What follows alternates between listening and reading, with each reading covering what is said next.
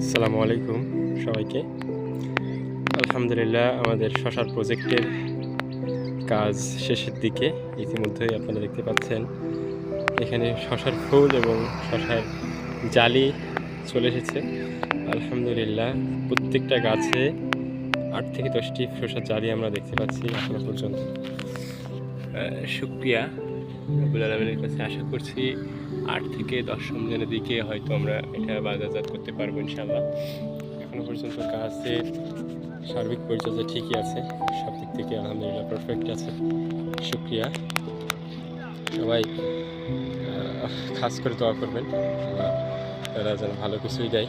একই সাথে সাথে পবিত্র রমজান মাস, এই রমজান মাস মাগফিরাতের মাস, আল্লাহ যেন সবাইকে ক্ষমা করে দেয় এবং আমাদের জন্য দোয়া করবেন আল্লাহ আমাদেরকে সুষ্ঠু সুন্দর সহজ সরল পথে চলার তৌফিক দেয়।